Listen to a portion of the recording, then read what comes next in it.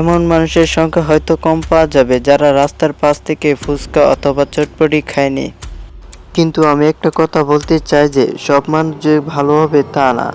কারণ মানুষ টাকা কামানোর জন্য এত নিচে নেমে যায় যে সে অন্যের স্বাস্থ্য কথা একবারও চিন্তা করে না। আমরা যাদেরকে অন্ধভাবে বিশ্বাস করি তাদের কিছু কর্মকাণ্ড দেখব। এখানে এই সবজিগুলো দেখতে খুবই টাটকা ও সতেজ মনে হয়, কিন্তু আসলে কি টাটকা ও সতেজ? উত্তর হচ্ছে না। সাধারণত এগুলো রঙের মাধ্যমে করানো হয় যেন মানুষের আকর্ষিত করতে পারে এবং তারা বেশি বেশি করে কিনে খায়।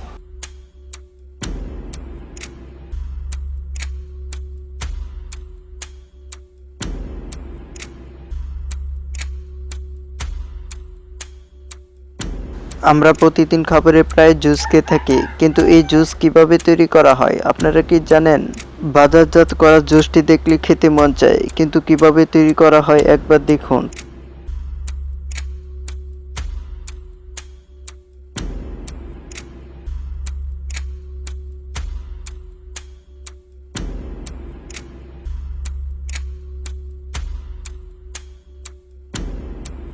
গুড়। আর এই গুড় কিভাবে তৈরি করা হয়? এই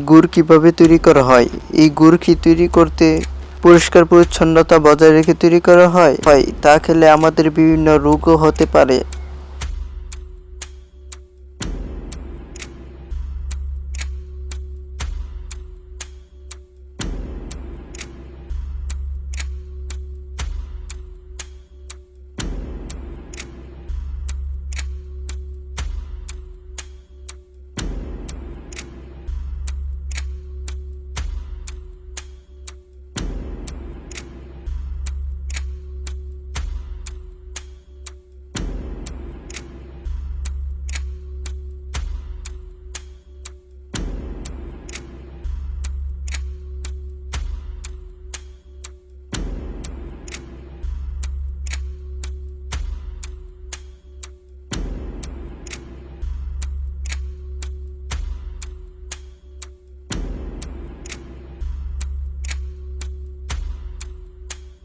আমরা বাজার থেকে প্রায় খাবার জিনিসগুলো প্রতিদিনই কিনছি।